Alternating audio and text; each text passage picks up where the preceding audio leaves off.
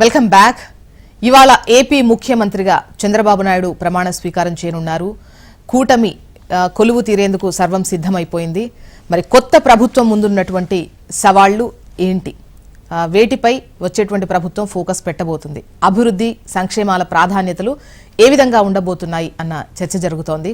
మరి గెస్టులు రెడీగా ఉన్నారు, మాట్లాడదాం. ఉప్పాల లక్ష్మణ్ గారు సీనియర్ జర్నలిస్ట్, రామ్మోహన్ రావు గారు సీనియర్ జర్నలిస్ట్, కృష్ణాంజనేయులు గారు సీనియర్ జర్నలిస్ట్. ఇవాళ మొత్తం విశ్లేషకులతోనే మన ఈ డిబేట్ అనేది నడుస్తుంటుంది. ఎందుకంటే ఇవాళ రాజకీయాలకు అతీతంగా ముఖ్యంగా కొత్త ప్రభుత్వం కొలువుదీరిన వేళ ఉన్నటువంటి ఎక్స్పెక్టేషన్స్తోనే మాట్లాడుకుంటున్నాం. కాబట్టి ముందుగా రామ్మోహన్ రావు గారు, మీరు ఇప్పుడు వచ్చేటువంటి ప్రభుత్వం ముందున్న, అంటే వచ్చిన తర్వాత ఈ ప్రభుత్వాన్ని ఎన్నుకోవడానికి గల కారణాలు, అండ్ రాగానే ప్రజలకు వీటిపైన ఫోకస్ ఎక్కువగా ఉంటుంది, ఇవి చేస్తారేమో అని ఆశపడతారు అన్నటువంటి అంశాలు ఏపీలో ఏమున్నాయి?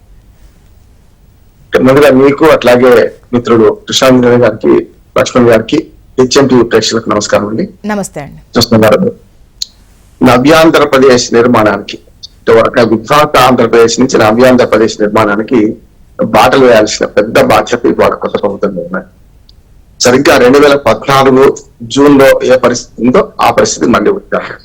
కొంత అభివృద్ధి జరిగింది 5 ఏళ్లలో, కొంత ఈ 5 ఏళ్ళు కొంత జరిగింది, కానీ మళ్ళీ మొదటికి వచ్చామంటున్నారు. ఆర్థిక స్థితిగతులు చూస్తే ఇవాళ ఆంధ్రప్రదేశ్ మళ్ళీ మొదటికి వచ్చిందంట. అంటే 10 ఏళ్ల వెనుకపోయిన ఆంధ్రప్రదేశ్ మళ్ళీ ముందుకు తీసుకొచ్చిన పరిస్థితి ఇవాళ బాధ్యత ఈ కొత్త ప్రభుత్వాలు ఉంటాయి. ఎప్పుడైనా కొత్త ప్రభుత్వానికి బాలారిష్టాలు ఉంటాయి. ప్రభుత్వం ఏర్పాటు ముందు ఉంటాయి, తర్వాత ఉంటాయి. ఇప్పుడు డెలివరీ అవుతుంది ఇవాళ ప్రభుత్వం, కొత్త ప్రభుత్వం. కానీ దీనికి చాలా నొప్పులు పడాల్సి వచ్చింది.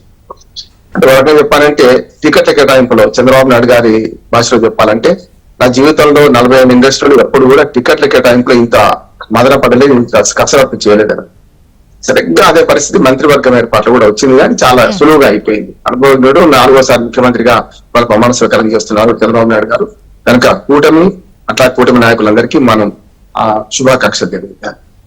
ఏదైనా సరే ప్రభుత్వం, ఆంధ్రప్రదేశ్ ప్రభుత్వం ఏర్పడబోతుంది. ఎప్పుడు కూడా ప్రభుత్వాలు శాశ్వతం, పార్టీలు శాశ్వతం కాదు. పార్టీలు వాళ్ళు వస్తే రేపు పోతాయి, అధికారంలో వస్తారు, ఓటు దిగిపోతారు.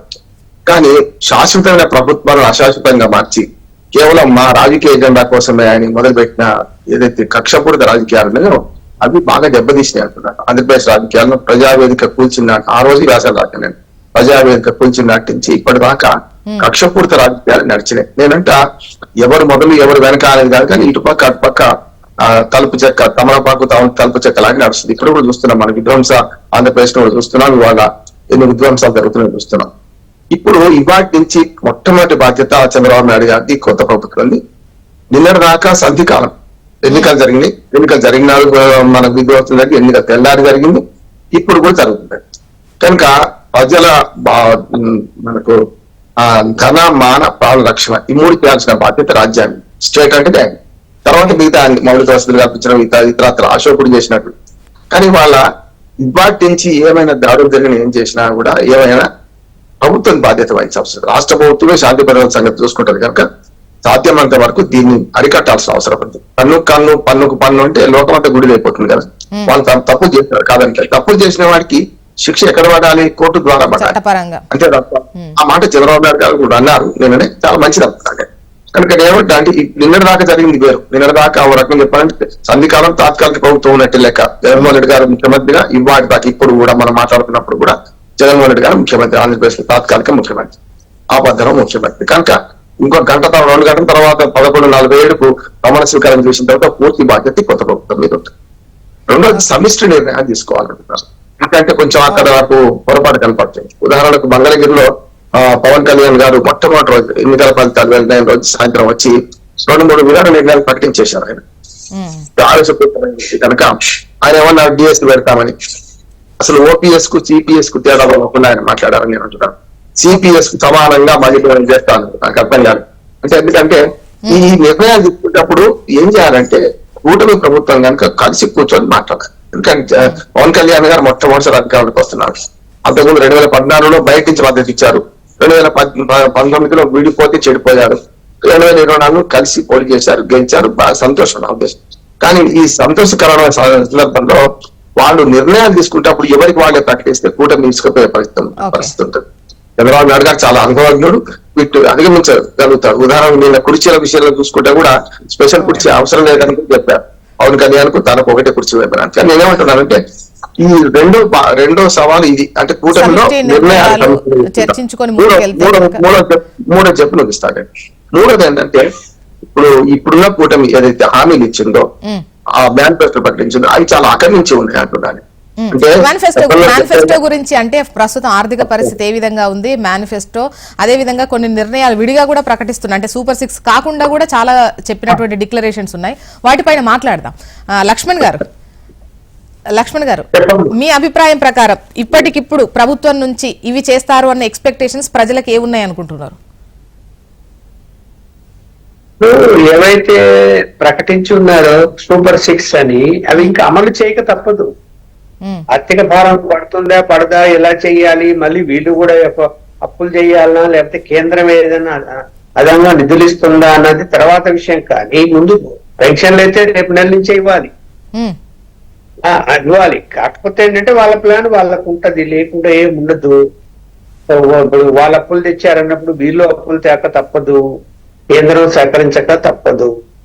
అనుకున్నది మేనిఫెస్టోలో పెట్టిన తర్వాత వెనకంజ వేస్తే రాబోయేటువంటి లోకల్ బాడీ ఎలక్షన్స్ లో దాని ఎఫెక్ట్ పడుతుంది కదా పూర్తిగా. అందువల్ల కాస్త జాగ్రత్తగానే చేసుకోవాలి. మరి దాని కేంద్రం ఏం సహకారం ఇస్తుందో మనం కూడా చూడాలి. అన్నిటికీ మించి ఏంటంటే అవేవో సంక్షేమ కార్యక్రమాలు సరే, అది ఆ అంశం ప్రధానంగా అభివృద్ధిని ముందు తీసుకొచ్చారండి. అభివృద్ధి అనేది జరగలేదు కాబట్టి మేము అభివృద్ధి చేస్తాము, రెండు సమానంగా చేస్తామని చెప్పి ముందుకొచ్చారు. కాబట్టి జనం కూడా నమ్మారు. అభివృద్ధి జరగలేదు, అమరావతి లేదు, పోలవరం పూర్తి కాలేదు, తర్వాత రాయలసీమలో అయితే ఉప్పు పరిశ్రమ రాలేదు. వీటి మీద కూడా ముందు ఫస్ట్ సరే రాజధాని మీద మేము దృష్టి పెట్టామని ఏదో కంప చెట్లు కొట్టి లైట్లు వెలిగించారు. దారి సరిగా చేసుకున్నారు. అలాగే ఆ యొక్క భవనాలు ఏవైతే క్వార్టర్స్ నిర్మించారో వాటికి దారులు ఏర్పరిచారు, ఇవన్నీ ఓకే. బట్ రాజధాని నిర్మాణం కావాలి అంటే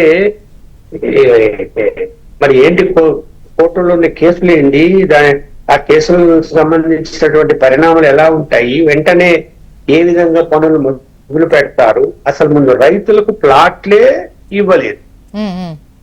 33 ఎకరాల్లో రైతులకు వారి ప్లాట్లు గిన చంద్రబాబు నాయుడు గారు అప్పట్లో ఇచ్చి ఉంటే ఖచ్చితంగా ప్రైవేటు రంగంలో భవనాలు లేచేది. 33 ఎకరాల్లో విశాలంగా అక్కడొకటి అందరూ ఏం ప్లాన్ చేసుకున్నారు, రాజధాని ఇక్కడ వస్తున్నది కాబట్టి చుట్టుపక్కల మనకు ప్లాట్లు ఇస్తే మనం అమ్ముకున్న మంచి డబ్బులు వస్తాయి, లేదంటే షాపింగ్ కాంప్లెక్స్ లో హోటల్స్ రకరకాల భవనాల నిర్మాణాలు చేసేవాళ్ళు. అసలు ఆయన ఇవ్వకుండానే వెళ్ళిపోయాడు. అసలు దానికి ప్లానింగ్ ఏ వేయలేదు. తర్వాత ఇంకో పలానా చోట నీ ప్లాట్ అని కూడా వాళ్ళకి తెలియదు ఇప్పటికీ. ఈయన వచ్చిన తర్వాత బండ కొట్టాడు జగన్మోహన్ రెడ్డి. వ్యవహారం కోర్టు కోరికి వెళ్ళింది. తర్వాత ఏంది, ఆ ప్లాట్లు రిజిస్ట్రేషన్ కాకూడదని సిఆర్డీలో బ్యాన్ పెట్టారు. అందుకని చేయలేదు. ఇప్పుడు ఇవన్నీ దాటి ముందు ఫస్ట్ ప్రభుత్వ పరంగా భవనాలు నిర్మించాలి అంటే నిధులు కావాలి, టెండర్లు పిలవాలి, కొంత ప్రాసెస్ అదంతా. కానీ స్థలాలగిన అంటే వాళ్ళ ప్లాట్లగిన ఎవరెవరికి చట్ట ప్రకారం ఎవరు ఎన్ని ఎకరాలు ఇచ్చారో ఎంత ప్లాట్లు ఇవ్వాలనో అవి ఇచ్చి రిజిస్ట్రేషన్ చేశారనుకోండి, ఒక్కసారిగా రాజధాని లేచి కూర్చుంటాయి. ఖచ్చితంగా అమ్ముకోవడానికి కూడా రైట్ ఉంది. అమ్ముకుంటే ఎవడన్నా రియల్ ఎస్టేట్ వాళ్ళు కానీ మంచిగా ఇండస్ట్రీస్ కానీ కొనుక్కుంటారు, బిల్డింగ్లు కడతారు, రకరకాల బిల్డింగ్లు వస్తాయి. వస్తే రాజధానికి కనపడుతుంది, ఒక నగరంగా కనపడుతుంది. అది వచ్చి ఉంటే అది తప్పు చేశాడు అప్పుడు చంద్రబాబు నాయుడు గారు. సాక్షాత్తు చీఫ్ సెక్రటరీ అప్పట్లో ఉన్నటువంటి దినేష్ కుమార్, ఆయన నాతో చెప్పిన విషయం చెప్తున్నాడు. నేను ఆయనతో కూర్చొని మాట్లాడుతున్నా ఆయన పేషీలో, లక్ష్మణ్ ఒకసారి కిటికీలో బయటికి చూడన్నాడు. పోయి చూసా, మొత్తం కంప చెట్లు. ఏంటి పరిస్థితి అన్న సీఎం గారికి రివ్యూ మీటింగ్ లో రైతులకు ముందు ఇద్దాం సార్, రీసెర్చ్ చేపిద్దాము, వాళ్ళు ప్రైవేట్ పరంగా ముందు భవనాలు లేస్తాయి అని చెబితే తర్వాత చూద్దాము అన్నట్ట. అది ఎందుకు ఇవ్వలేదు ఎందుకు తర్వాత ఎందుకు పక్కన పెట్టేశారు అన్నది అది ఆయన అంతరాత్మకో లేకపోతే ఎవరిగా ఆయనకు సంబంధించిన పార్టీ నాయకులకు తెలుసేమో కానీ అదే ఇచ్చి భవనాలు లేచి ఉంటే ప్రైవేట్ రంగంలో అన్ని చోట్ల కూడా 33 ఎకరాల్లో ఒక సిటీ క్యాపిటల్ ఒక సిటీ లాగా కనిపించేది. వాళ్ళు వాళ్ళంతటా వాళ్ళు కట్టుకున్నారు కూడా ఒక సిటీ లాగా. జగన్మోహన్ రెడ్డి ధైర్యం చేసేవాడు కాదు, జగన్మోహన్ రెడ్డి ధైర్యం చేసేవాడు కాదు. అది అడవి అని చెప్పడానికి కూడా ఆయనకు అవకాశం ఉండేది కాదు. అడవి అని చెప్పి క్లోజ్ చేశారు కదా, అవి కూడా టెంపరవరీ అన్నాడు. రెండో మిస్టేక్ ఏంది, కట్టిన భవనాలు టెంపరవరీగా అన్నాడు. భవనాలు టెంపరవరీ కాదు, అక్కడ ఆఫీసులు టెంపరవరీ. అది క్లారిటీ లేదు. భవనాలు మంచిగా ఏం టెంపరవరీ వాడుకుంటారు కదా, టెంపరవరీ టైప్ తీసేస్తారా షెడ్లా? ఇప్పుడు మనము ఛత్తీస్గఢ్ ఏర్పడినప్పుడు నేను అక్కడికి వెళ్ళి చూసా, అక్కడికి వెళ్ళాను. అప్పుడు మా మీటింగ్ ఉంటుంది జర్నలిస్ట్ అది. షెడ్యూల్ మామూలుగా రేపు షెడ్యూల్ వేసుకొని అందులో ఉన్నారు. తర్వాత కట్టుకున్నారు రాజధాని వాళ్ళు, ఆ రేకుల షెడ్ లో ఉన్నారు. అదే నువ్వు రేకుల షెడ్ వేసుకొని ఉండింటే అది తాత్కాలికమని చెప్పొచ్చు. కట్టావు, కోట్లు పెట్టి కట్టావు భవనాలు, కట్టిన తర్వాత ఈ తాత్కాలికమే అంటే అసలు ఫస్ట్ ఆఫ్ ఆల్ ముందు సెక్రటేరియట్ కట్టి ఉండింటే అది ఒక ఇమేజ్ అనేది వచ్చేది రాజధానికి. లేదు. అందుకని ఎవరు సలహాలు, ఈ రాజకీయ నాయకులు ఎలా ఉంటారంటే ఎవరైనా ఏ పార్టీ అని నేను చెప్పను కానీ చెప్పుడు మాటలు వింటారు. ఆ సలహాలు చెప్పేది ఎవరు ఎలాంటి వాళ్ళు చెప్తారో వాళ్ళ మాటలు వింటారు, ముందుకెళ్తూ ఉంటారు. ఇప్పుడు చూడండి, ఇప్పుడు ప్లాట్లు వెంటనే రిజిస్టర్ చేయగలుగుతాడా? కోట్ల కేసులు ఉన్నాయి. మరి ఏం చేస్తాడని చూడాలి. ప్రభుత్వ పరంగా ఉన్నటువంటి ఈ రోడ్లు కావచ్చు, ఈ బిల్డింగ్సే లేపాల్సినటువంటి అవసరం ఉంటుంది. ప్రభుత్వ నిధులు సమకూర్చుకోవాల్సిన అవసరం ఉంటుందేమో. ఓకే అండ్ కృష్ణాంజనేయులు గారు ఇక్కడైతే మొదటగా రాజధాని అంశం పెద్ద దెబ్బే కొట్టింది అటు వైసీపీకి. కలిసి వచ్చిన అంశం ఇప్పుడు కూటమికి కూడా రాజధాని అంశం అనేది క్లియర్ గా కనిపిస్తోంది. ఈవెన్ మనకు లక్ష్మణ్ గారు కూడా ముఖ్యంగా రాజధాని గతంలో కూడా ఈవెన్ ప్లాట్స్ ఇవ్వకపోవడం వాళ్ళకి మైనస్ అయింది. ఆ తర్వాత ఇప్పుడు గత ప్రభుత్వానికి, వైసీపీ ప్రభుత్వానికి కూడా అదే మైనస్ అయినటువంటి క్రమం. అండ్ ఇప్పుడు వీళ్ళ అడుగులు ఏ విధంగా ఉండబోతాయని మీరు అనుకుంటున్నారు? జ్యోత్స్న గారు నమస్తే. రామ్మోహన్ రావు గారికి, లక్ష్మణ్ గారికి, హెచ్ఎంటీవీ వ్యక్తులు కూడా నమస్కారం. ఇప్పుడు తెలుగుదేశం, జనసేన, బీజేపీ ప్రభుత్వం ఏర్పడుతుంది. ఈ రోజున ప్రమాణ స్వీకారం జరుగుతుంది. మంత్రివర్గం కూడా ప్రమాణ స్వీకారం జరుగుతుంది. వాళ్ళు ఇచ్చినటువంటి హామీ ప్రకారంగా ప్రధానంగా ముఖ్యమంత్రిగా చంద్రబాబు నాయుడు ఈ రోజున మొదటి సంతకం మెగా డిఎస్సి మీద వాళ్ళు ఇచ్చినటువంటి హామీ. మెగా డిఎస్సి మీద సంతకం చేయడానికి పెద్ద ఇబ్బందులు ఉండకపోవచ్చు. సంతకం చేస్తారు. తర్వాత ఏపీపీఎస్సి దాని మీద కసరత్తు చేసి ఎన్ని ఖాళీలు ఉన్నాయి ఏంటి అనేటువంటి టీచర్ పోస్ట్ ఏంటి దాని మీద భవిష్యత్తులో నోటిఫికేషన్ ఇవ్వడానికి అవకాశం ఉంది. అది పెద్ద ఇబ్బంది కాకపోవచ్చు.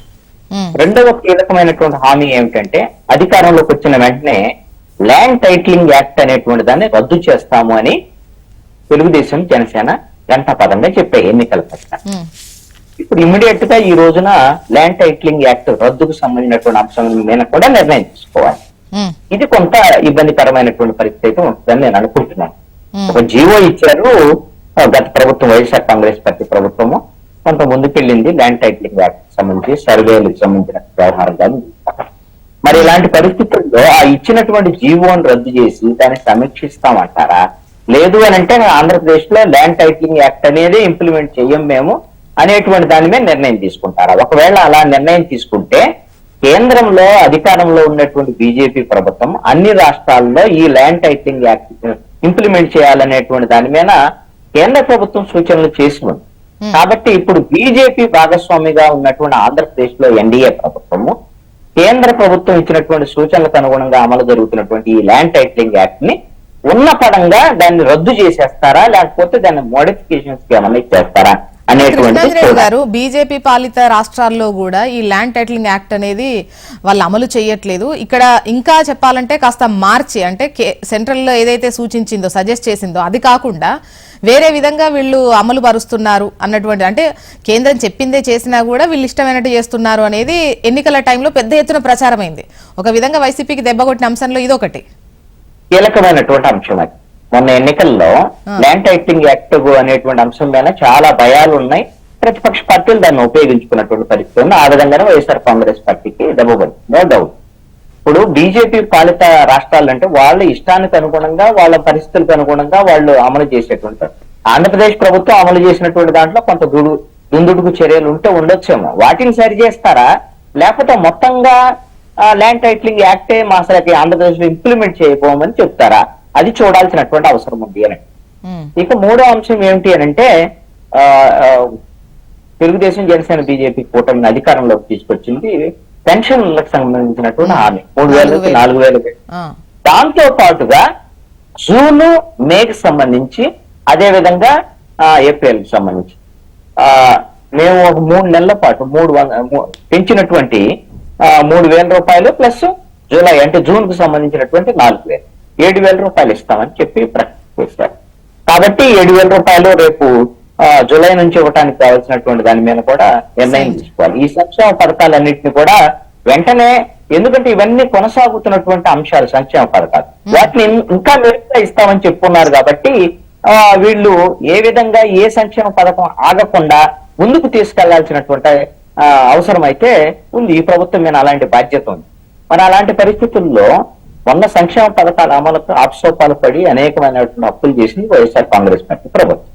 ఇప్పుడు వీళ్ళు ఏం చేస్తారు అంటే కేంద్రంలో ప్రభుత్వం ఇప్పుడు వాళ్ళు కూడా ఇక్కడ తెలుగుదేశం జనసేన కేంద్రంలో ఎన్డీఏలో భాగస్వామిస్తారు, బీజేపీ కూడా ఆంధ్రప్రదేశ్ ప్రభుత్వంలో భాగస్వామిస్తారు. ఇలాంటి పరిస్థితుల్లో కేంద్రం వైపు నుంచి కనుక సహకారం ఉంటే, ఎందుకు అనంటే మన ఆంధ్రప్రదేశ్ బడ్జెట్ 2,56,256 కోట్ల రూపాయలు మనం బడ్జెట్ పెడితే ప్రతి బడ్జెట్ లో కూడా 70,000 నుంచి 75,000 కోట్ల రూపాయలు కేంద్రం నుంచి వివిధ రూపాల్లో ఫండ్స్ రూపంలో వస్తాయి అనేటువంటిది పెడుతున్నారు. కానీ వస్తున్నదంతా ఒక సంవత్సరానికి 30 నుంచి 35,000 కోట్ల రూపాయలు మించి రావటం లేదు.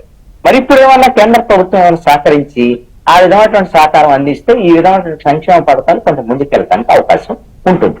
ఇక కీలకమైనటువంటి అంశం ఏంటి అని అంటే గత ప్రభుత్వానికి ఇప్పుడు ప్రభుత్వానికి ఉన్నటువంటి తేడాకి సంబంధించిన అంశంలో ఒక వైఎస్ఆర్ కాంగ్రెస్ పార్టీ ప్రభుత్వమే కాదండి, గత తెలుగుదేశం బీజేపీ ప్రభుత్వానికి సంబంధించి కూడా 10 ఏళ్ల ఆంధ్రప్రదేశ్ ఇప్పుడు ఉండేటువంటి ఆంధ్రప్రదేశ్ విషయంలో భవిష్యత్తు కొంత ఆశాజనకంగా ఉండొచ్చు అని చెప్పేసి నేను అనుకుంటున్నా. ఎందుకంటే ఈ 10 ఏళ్ల ఆంధ్రప్రదేశ్ లో జరిగినటువంటి నష్టం ఏమిటి అంటే కేంద్ర ప్రభుత్వం నుంచి రాష్ట్రానికి విభజన చట్టంలో హక్కుగా రావాల్సినటువంటి వాటిని ప్రత్యేక హోదా కానివ్వండి, రైల్వే జోన్ కానివ్వండి, పోలవరానికి పునరావాస ప్యాకేజీ కానివ్వండి, అమరావతికి నిధులు కానీ, ఇట్లాగా విభజన హామీలకు సంబంధించి వెనకబడిన జిల్లాలకు నిధులు కానీ ఇవేమీ కూడా కేంద్ర ప్రభుత్వం ఇచ్చి ఉండలేదు. ఎందుకు అనంటే వాళ్ళ పూర్తి బలం ఉంది కాబట్టి మనం అడగలేకపోతున్నామని జగన్మోహన్ రెడ్డి చెప్పారు. అంతకు ముందు ఆల్రెడీ ఇదే తరహా ప్రభుత్వం మొదటిసారి 2014 ఏర్పడింది కదా, సేమ్ ఇదే తరహాలో బీజేపీకి బలంగానే ఉంది. అడగలేకపోతారు. తెలుగుదేశం అడిగింది, తర్వాత కొట్లాడింది కూడా, పోరాడింది కూడా. దానివల్ల ఏమైంది, నష్టం జరిగింది తప్ప రాజకీయంగా తెలుగుదేశానికి లాభం పెట్టారు.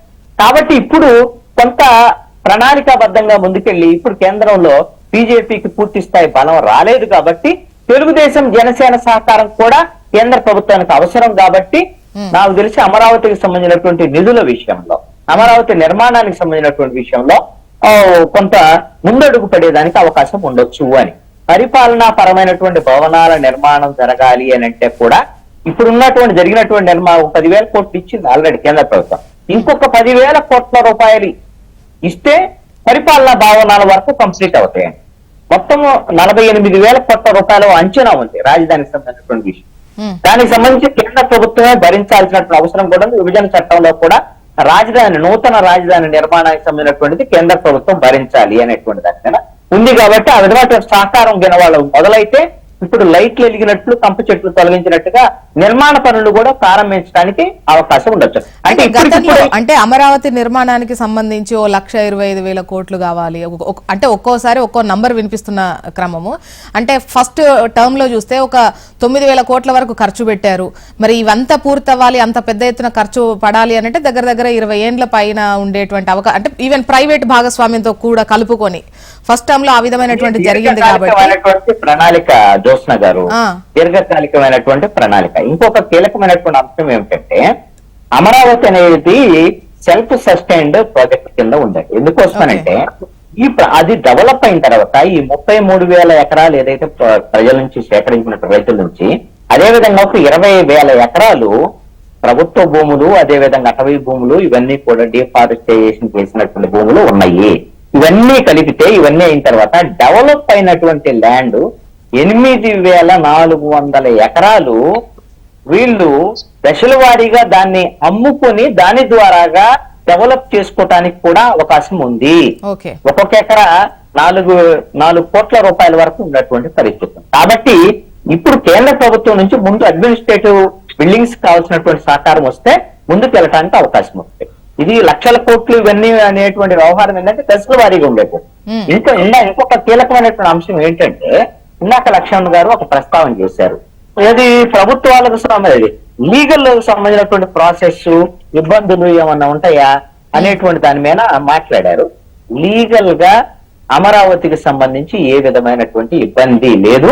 అమరావతి రాజధాని అని ఆంధ్రప్రదేశ్ హైకోర్టు తీర్పిచ్చింది. డెవలప్మెంట్ చేయడానికి కూడా వాళ్ళు ఒక సమయం కూడా నిర్దేశించారు. అయితే ఆ సమయంలో చేయలేమని వైఎస్ఆర్ కాంగ్రెస్ పార్టీ ప్రభుత్వం చెప్పింది. కాబట్టి అమరావతి రాజధానికి చెప్పే క్రమంలో ఈవెన్ ప్లాట్స్ చేసేసి వాళ్లకు అవన్నీ వాళ్లకు కొలిసి ఇచ్చేసేయాలని చెప్పేసి కూడా అదే టైంలో, అంటే ఈ 3 నెలల్లో చేసేయాలని టైం పీరియడ్ కూడా పెట్టింది. వాళ్ళ రైతులకు ఆ ప్లాట్స్ చేసి ఆ టయాన్ని మాత్రమే ఎగ్జంప్షన్ ఇచ్చింది సుప్రీంకోర్టు.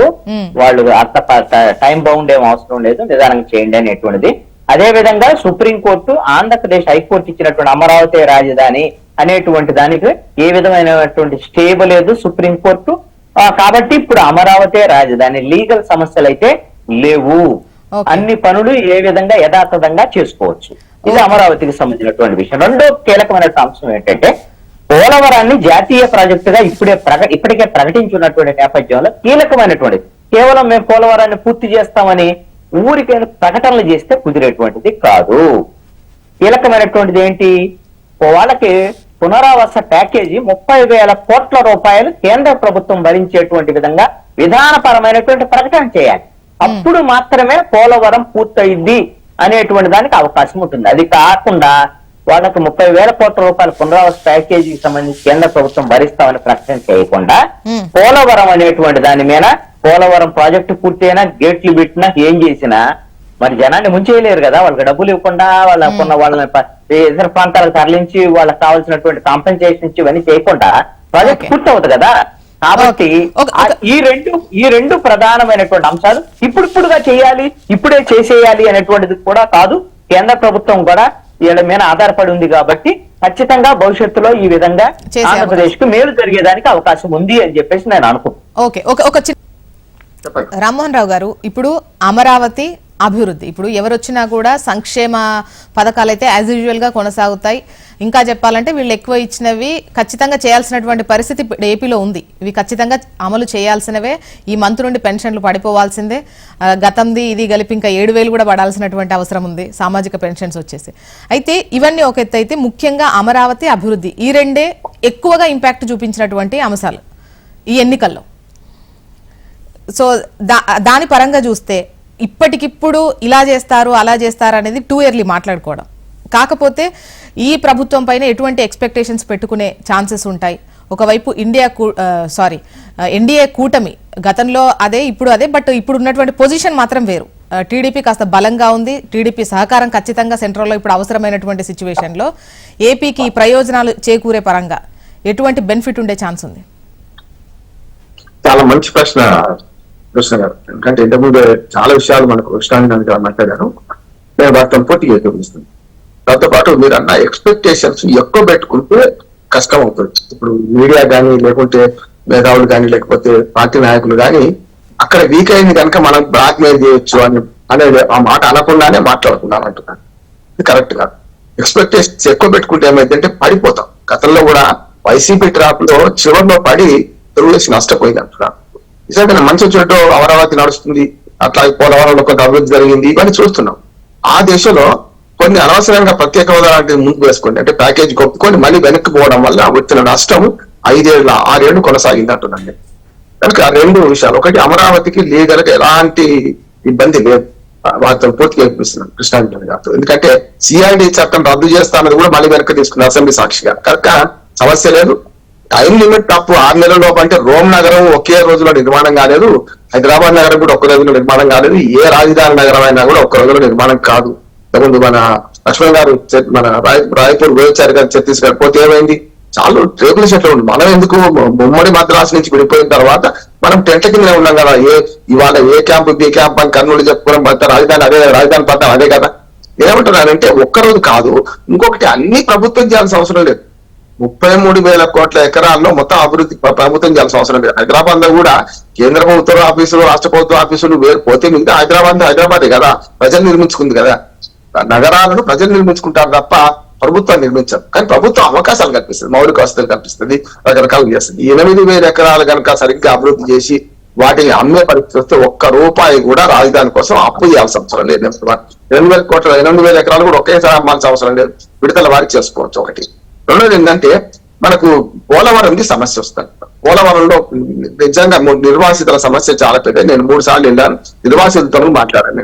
7 మండలాలు కలిపిన తర్వాత వాళ్ళు చివరికి మాకు ఆంధ్రప్రదేశ్ లో వద్దు, మనం తెలంగాణలో కలపండి అని కూడా మాట్లాడాను వాళ్ళు. అందుకని నేను ఏమంటున్నానంటే ఆ నిర్వాసితుల 30,000 కోట్ల రూపాయలు కానీ ఇప్పుడు పెరుగుతుంది. ఇప్పుడు ఒకనాడు 2008లో శంకుస్థాపన రాజశేఖర రెడ్డి గారు చేస్తే, అంతకుముందు కూడా చేసిండ్రు, చేస్తే ఇప్పటిదాకా చూస్తే మనకు ఎస్టిమేషన్స్ పెరుగుతుంటాయి కదా. ఇప్పుడు సిమెంట్ రేటు, అన్ని రకాల పనుల రేటు అన్ని పెరిగినాయి కనుక ఇవాళ దానికి డబుల్ అవుతాయి. అందుకని మొట్టమొదటి కేంద్ర ప్రభుత్వం చేయాల్సిన పని ఏంటంటే 2014 ఎస్టిమేట్ రేటు నడుస్తుంది, 2019 ఆమోదించలేదు, ఇంకా 2023 కొత్తగా చేయాల్సి ఉన్నది. అంతే. ఇవి చేసి ఇవాటి ఎస్టిమేట్స్ ని ఆమోదించినప్పుడు మాత్రమే పోలవరం పూర్తవుతుంది. అందులో 2 భాగాలు, ఒకటి నిర్వాసితులు, రెండవది మిగతా సివిల్ వర్క్స్, ఇవన్నీ కూడా కావాలి. కాలువలు ఇప్పటికే కొంత తొందరగా కనుకనే మనకు పట్టిసీమ ద్వారా మనకు కృష్ణా బేసిన్ కు నీళ్లు తెచ్చుకోగలిగినాం. దాని మీద మంచి చర్య జరిగింది. పురుషోత్తమపట్నం కూడా ఇప్పుడు ఉత్తరాంధ్రకు అందించాలంటే పురుషోత్తమపట్నం కూడా దాన్ని స్టార్ట్ చేయాల్సి ఉన్నది. అది కూడా అది ఎత్తిపోతలు కూడా చేయాల్సిన అవసరం లేదు. దానివల్ల ఏంటంటే విశాఖపట్నాన్ని నిర్వహించడం కానీ, లేకుంటే కరెంటు ఉత్పత్తి కానీ, ఇవన్నీ చాలా అవకాశాలు ఉంటాయండి. మూడోది ఏంటంటే మనకు ఇట్లా మీరు అన్నట్టు జోస్నా గారు ఎట్లాగే అమలు జరుగుతాయి. జరిగిన క్రమంలో కొంత అప్పు చేయాల్సి వస్తుంది. 13 లక్షల కోట్లు అప్పులు చేశారంటే మేము చేసింది 3 లక్షలు 4 లక్షల కోట్లు అంటే, ఇవాళ 13 లక్షలు అంటే 10 లక్షల కోట్లు అప్పు చేశారని అంటున్నారు కదా. ఇప్పుడు కూడా ప్రతిరోజు పరగడిపే, ఆంధ్రప్రదేశ్ ప్రభుత్వానికి ప్రతిరోజు పరగడిపే. ఇవాళ ప్రతిరోజు నెల జీతాలు ఇవ్వాలంటే కూడా అప్పు తీసుకోవాల్సిన పరిస్థితి వచ్చింది. దాంట్లో కొంత సహకారం ఉంటుండొచ్చు. కానీ అనవసరంగా మళ్ళీ ప్రత్యేక హోదా ముందుకు పెట్టుకొని, లేకపోతే ఇతరత్ర సమస్యలు ముందేసుకుంటే మళ్ళీ మొదటికి వస్తాను నేను అంటున్నాను. అంటే ఎక్కడ కూర్చొని ఇప్పటి వరకు నేతలు మాట్లాడిన దాన్ని బట్టి చూస్తే హోదా అనేటువంటి అంశం ప్రస్తావించేటువంటి అవకాశం లేదు. కాకపోతే అమరావతి నిర్మాణానికి కావచ్చు, అభివృద్ధి పరంగా ఇచ్చేటువంటి కొన్ని ప్రాజెక్టులు అడుగుతున్నారు, నిధులు అడుగుతున్నట్టే కనిపిస్తోంది. అంటే ప్రత్యేక హోదా లేకుండా పనులు అయితే కాదు. కానీ ఇప్పుడు ఈ రెండింటికి వేరే అవసరం లేదు. ఎందుకంటే జాతీయ హోదా ప్రకటించారు కనుక పోలవరానికి ఎలాంటి అభ్యంతరాలు ఉండవు, డబ్బులు రిలీజ్ చేయడమే. కాకపోతే ఇప్పటిదాకా బకాయిలు ఉండొచ్చు. గతంలో కూడా 4,000 కోట్ల రూపాయలు బకాయిలు పెట్టిపోయిండ్రు, చంద్రబాబు నాయుడు గారు హయాంలో జరిగిందని ఆయన అడుగుతూనే ఉన్నారు. ఇప్పటిదాకా రాలేదు. కానీ కేంద్ర ప్రభుత్వం నుంచి పోలవరం విషయంలో నిర్వాసితుల డబ్బు మొత్తం కేంద్ర ప్రభుత్వం భరిస్తే సివిల్ వర్క్స్ చేయడానికి కొంత డబ్బులు కేటాయించే అవకాశం రాష్ట్ర ప్రభుత్వం అనుకుంటుంది. తర్వాత రివైజ్డ్ చేసినటువంటి ఏదైతే ఎస్టిమేషన్ ఉంటుందో వ్యయం, దానికి ఆమోదం తెలిపితే ఇది కొంచెం ఇబ్బంది లేకుండా ఉంటుంది. అండ్ అమరావతి విషయాలకు వస్తే ఏంటంటే ఓకే లక్ష్మణ్ గారు ముఖ్యంగా ఈ సంక్షేమ పథకాల విషయానికి వస్తే గతంలో కన్నా ఎక్కువ ఖర్చు ఇప్పుడున్న కొలువు తీరబోతున్న కొత్త ప్రభుత్వం ముందు ఉంటుంది. అప్పు అనేది అక్కడ కనిపిస్తోంది. ఎట్ ద సేమ్ టైం కేంద్రం నుంచి ఈ సంక్షేమ పథకాలకు ఎటువంటి సహకారం ఉండే ఛాన్సెస్ కనిపిస్తుంది. ఎందుకంటే బీజేపీ చాలా సంక్షేమ పథకాలను ఫ్రీబీస్ కింద లెక్కగట్టినటువంటి క్రమం కనిపిస్తుంటుంది. ఈవెన్ మేనిఫెస్టో రిలీజ్ చేసినప్పుడు కూడా అంటి ముట్టనట్టుగానే, అంటే అక్కడ ముగ్గురు ఉన్నా కూడా ముట్టుకోలేదు దాన్ని. సో ఈ సంక్షేమానికి సంబంధించి, సంక్షేమ పథకాలకు సంబంధించి ఆ నిధుల కేటాయింపులో ఏమైనా హెల్ప్ చేసే అవకాశాలు ఉంటాయా అదనంగా?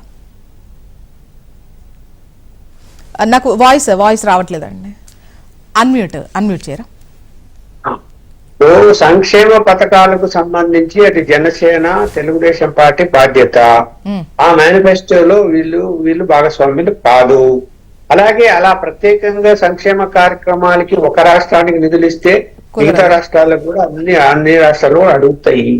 అది ఇచ్చే పరిస్థితి కనిపించదు. అలాగే వాళ్ళకు కూడా అక్కడ ఒక సిస్టమ్, ఫైనాన్షియల్ డిసిప్లిన్ ఉంది, ఫైనాన్షియల్ సిస్టమ్ ఉంది. సిస్టమ్ కాదని నరేంద్ర మోడీ గారు సంతకం పెట్టి చెక్కు ఇచ్చే పరిస్థితి ఉండదు. నీతి ఆయోగ్ ఉంది, ఇవన్నీ ఉన్నాయి. కాకపోతే ఏంటంటే 10% వరకు ఏదైనా ప్లానింగ్ లో వాళ్ళు ఎక్స్ట్రాగా నిధులు ఇచ్చేటువంటి అవకాశం ఉంటుంది. అవన్నీ కూడా డెవలప్మెంట్ కు సంబంధించినటువంటి నిధులు. ప్రధాన బాధ్యత ఏమిటంటే పోలవరము, అమరావతి, వెనుకబడిన జిల్లాలు. అది చట్టంలో ఉంది, ఏది విభజన చట్టంలో. బీజేపీ ఏదైతే నిర్లక్ష్యం చేసిందో ఆ నిర్లక్ష్యాన్ని దిద్దుకోవాలి, లేకపోతే పార్టీ భవిష్యత్తే ఉండదు. ఇప్పుడు ఎందుకు బీజేపీ మీద కోపం? ఆంధ్రప్రదేశ్ లో రాష్ట్రాన్ని విడగొట్టారని, అలాగే విడగొట్టిన తర్వాత తగిన విధంగా నిధులు ఇవ్వలేదు అని. కాబట్టి ఇప్పుడు ఆ పార్టీ ఎదగాలి అంటే ఆ రాష్ట్ర నాయకులు కానీ దేశ నాయకులు కానీ ఖచ్చితంగా ఈ 3 అంశాలలో జాప్యం చేయకుండా 2 సంవత్సరాల్లో మేము పూర్తి చేస్తామని చెప్పి పోలవరం విషయంలో బీజేపీ నాయకులు ప్రకటించిన కేంద్ర నాయకులు, మరి ఇందాక రామ్మోహన్ గారు చెప్పినట్టు పెద్ద సమస్య అది. మరి దానికి ఉదార భావంతో పార్టీ యొక్క భవిష్యత్తు దృష్టిలో పెట్టుకొని చేయకపోతే జరిగే పని కాదు అది సులభంగా. రాజధాని విషయంలో కూడా ఏదో 8,000 కోట్లు ఇచ్చాము అయిపోయింది అనేది కాదు కదా. ఇప్పుడు అసలైన నిర్మాణాలు జరగలేదు, ఇంకా సెక్రటరేట్ అందు కట్టాలి అంటే గనక మరి భాగస్వామ్యం కేంద్రంలో కూడా ఉన్నారు కాబట్టి తెలుగుదేశం, బీజేపీ రాష్ట్రంలో కూడా సత్యకుమార్ వచ్చాడు కాబట్టి సమన్వయంతో, అంటే వివాదాలకు దిగకుండా. గతంలో ఎందుకు ఆరోపణ వచ్చింది? మేము మీకు ఇచ్చిన నిధులు మీరు రాజధాని కట్టమంటే నిధులు డైవర్ట్ చేసుకున్నారు, పోలవరం కట్టమంటే నిధులు డైవర్ట్ చేసుకున్నారు, వెనకబడిన జిల్లాలకు ఇస్తే దాన్ని డైవర్ట్ చేశారు. డైవర్ట్ చేశారు. లెక్కలు చెప్పమంటే, వివరణ చెప్పమంటే వివరణ ఇవ్వరు. కమిటీ వచ్చినా కూడా ఆ కమిటీకి రికార్డ్స్ ఇవ్వలేదు వీళ్ళు. కేంద్రం నుంచి కమిటీ వస్తే ఇవన్నీ వాళ్ళకు అప్పట్లో వివాదానికి దారితీసి, ఇప్పుడు అలాంటి పరిస్థితి రాకూడదు. రాష్ట్రం యొక్క అభివృద్ధిని దృష్టిలో పెట్టుకొని ఇప్పుడు మంత్రివర్గ విస్తరణలో కమిటీ ఒక స్టెప్ తగ్గారు కదా చంద్రబాబు నాయుడు గారు. 2 చాలనుకున్నారు, ఇచ్చిన శాఖలు చాలనుకున్నారు. అలాగే బీజేపీ కూడా ఏదో 2-3 మంత్రులు అంటే ఒకరికే తీసుకుంటున్నారు, వాళ్ళు తగ్గారు అనుకున్నప్పుడు కలిసి పని చేసుకొని ముందుకు వెళ్తే ఈసారి కలిసి వెళ్ళేటువంటి అవకాశాలు ఎక్కువగా, ఎందుకంటే వీళ్ళ అవసరం వాళ్లకు, వాళ్ళ అవసరం వీళ్లకు క్లియర్ గా కనిపిస్తోంది కాబట్టి. అండ్ ఫైనల్ గా ఇవాళ మనకు సమయం చాలా తక్కువ ఉందండి. ఫైనల్ గా కృష్ణాంజనేయులు గారు, నేను ఒక అంశాన్ని ఒక స్పష్టత ఇవ్వదలుచుకున్నాను. కేంద్ర ప్రభుత్వము ఆంధ్రప్రదేశ్ సంబంధించినటువంటి సంక్షేమ పథకాలకు డబ్బులు ఇస్తుందని అనుకోవాల్సినటువంటి అవసరం లేదు. అయితే కీలకమైనటువంటి అంశం ఏమిటంటే, కేంద్రంలో కొన్ని పథకాలు, కేంద్ర ప్రభుత్వం అమలు చేసే పథకాలు అన్ని రాష్ట్రాలకు ఇచ్చారు. జల్ జీవన్ మిషన్ అని, ఇప్పుడు రైతు భరోసాలకు సంబంధించినటువంటి కేంద్ర ప్రభుత్వం కూడా పంపిస్తుంది కదా. అదే విధంగా ప్రధానమంత్రి ఆవాస్ యోజన, ఇళ్ల నిర్మాణానికి సంబంధించినటువంటి విషయం. ఇలాంటి వాళ్ళ కేంద్రం నుంచి సహకారం వస్తే ఒకటి. రెండవ అంశం ఏమిటి? ఇప్పుడు వెనకబడినటువంటి జిల్లాలకు సంబంధించి మనకి విభజన చట్టంలో నిధులు రావు. వెనకబడినటువంటి ఉత్తరాంధ్రలో 3 జిల్లాలు, రాయలసీమలో 4. ఒకవేళ దానికి పంచుగిన ఒక్కొక్క సంవత్సరానికి 50 కోట్ల రూపాయలు వస్తాయి వాళ్ళ. ఇప్పుడు పెండింగ్ కూడా మొత్తం కలిపి ఇచ్చారనుకోండి సపోజ్. ఆయా జిల్లాల్లో డెవలప్మెంట్ కి ఆ నిధులను ఉపయోగించవచ్చు. అప్పుడు ఆంధ్రప్రదేశ్ సంబంధించినటువంటి కొంత బడ్జెట్ ఈ సంక్షేమ పథకాలకు ఉపయోగించుకోవచ్చు కదా. అదే విధంగా వివిధ ఫండ్స్ రూపంలో ఒక 70,000 కోట్ల రూపాయల వరకు కేంద్రం నుంచి రెగ్యులర్ గా ప్రతి సంవత్సరం మనకు రావాల్సినటువంటి ఉన్నాయి. వాటిని మనం తెచ్చుకోగలిగితే అనేకమైనటువంటి సంక్షేమ పథకాలన్నింటినీ కూడా మనం ఇంప్లిమెంట్ చేసుకోవడానికి అవకాశం ఉండేదానికి వస్తుంది. అందుకని ఇప్పుడు ఆల్రెడీ ఈ ప్రభుత్వానికి అలాంటి అవకాశం ఉంది కాబట్టి ఇక్కడ తెలుగుదేశం, జనసేన, బీజేపీ కూటమి చేతిలో ఉన్నటువంటి ప్రధానమైనటువంటి లక్ష్యం మాత్రం ఒకటే. సంక్షేమ పథకాలని కొద్దిగా అటు ఇటుగా, ఒక రోజు అటు ఇటుగా ఇంప్లిమెంట్ చేయడం జరిగినప్పటికీ కూడా ఈ 5 ఏళ్ల టార్గెట్ లో అమరావతిని పూర్తి చేసుకోవటం, పోలవరాన్ని పూర్తి చేసుకోవటం అనేటువంటిది కనుక జరిగితే ఖచ్చితంగా వాళ్ళ ఇచ్చినటువంటి హామీల్ని అమలు చేశారు అనేటువంటి సంతృప్తి ఆంధ్రప్రదేశ్ ప్రజలకు వచ్చేదానికి అవకాశం ఉంటుంది అని చెప్పేసి. ఓకే, ఇవాళ అయితే కొత్త ప్రభుత్వం కొలువు తీరబోతుంది. 11:27 చంద్రబాబు నాయుడు గారు ప్రమాణ స్వీకారం చేయబోతున్నారు అది సీఎం గా. అండ్ మీరు అన్నట్టు డిఎస్సికి సంబంధించి కావచ్చు, ఈ పెన్షన్స్ కి సంబంధించి, ల్యాండ్ టైటిల్ యాక్ట్ కి సంబంధించి ఈ ఫైల్స్ పైన సంతకాలు చేసేటువంటి అవకాశాలు ఉన్నాయి అంటున్నారు. మరి చూద్దాం. And thank you so much అండి డిస్కషన్ లో పార్టిసిపేట్ చేసినందుకు. కృష్ణాంజనేయులు గారు, లక్ష్మణ్ గారు, రామ్మోహన్ రావు గారు, థ్యాంక్ యూ అండి.